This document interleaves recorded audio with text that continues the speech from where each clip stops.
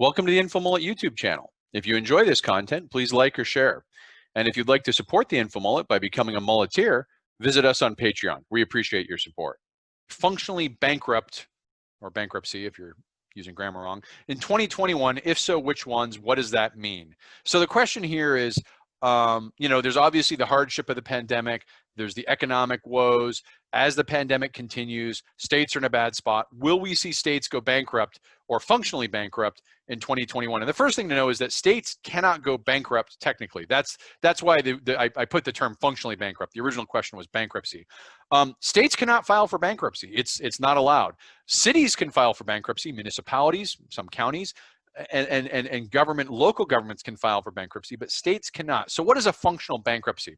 A functional bankruptcy occurs when you're insolvent to the ability that you can't pay your required bills. And that is a scenario with the state. States are required by federal law to pay out their unemployment benefits.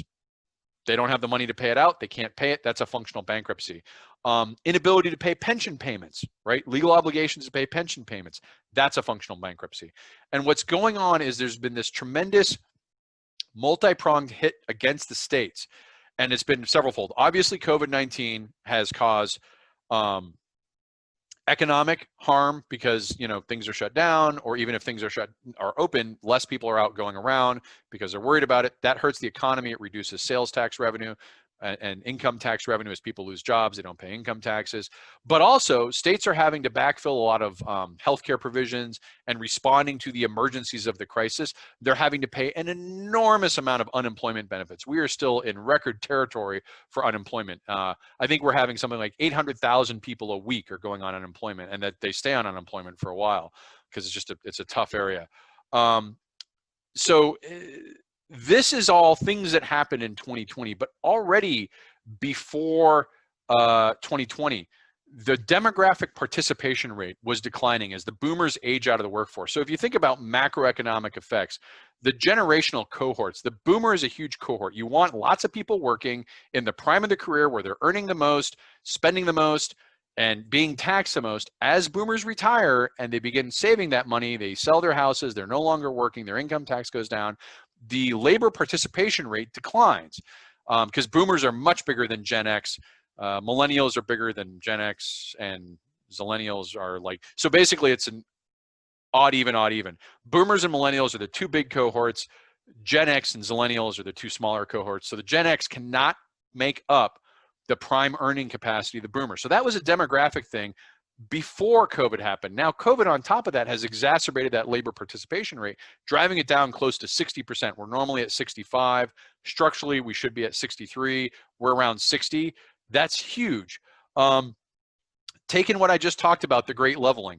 If California loses a bunch of this high earning workforces where people kind of well, these companies don't pay taxes. Yes, but the people they employ do. And the income taxes a state can earn on a company like Facebook or Amazon are enormous because those salaries are earned in that state. You may not, taxing the corporation is one thing, but definitely if those companies start allowing their workers to go to other states and you lose that income tax revenue from that workforce, that is a huge revenue loss that may not be easy to make up because it's not like there's going to be a bunch of people making several $100,000s to come in after it necessarily. So what are some of the things that drive this? Underfunded pensions is a huge problem in the states even before COVID-19. A pension funding level that's good is about 80%. There are only about 17 states that have 80% funded or higher pension levels. That means the majority of states are underfunded for their pension. They were thinking that, well, we won't fund it up now. We'll have better times in the future because we'll pay something else now.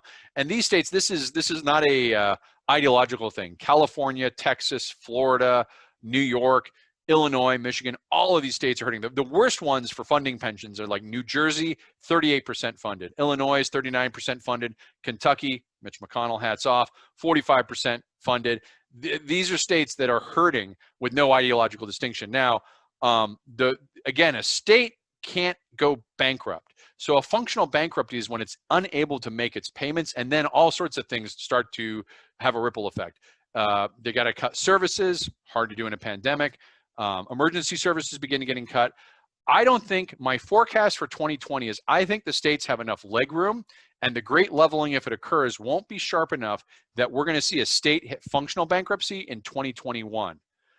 No functional bankruptcies at the state level in 2021, but we are going to see is at least one major city declare bankruptcy. This happens every couple of years. People tend to get surprised, like, oh, wow, a city can do it?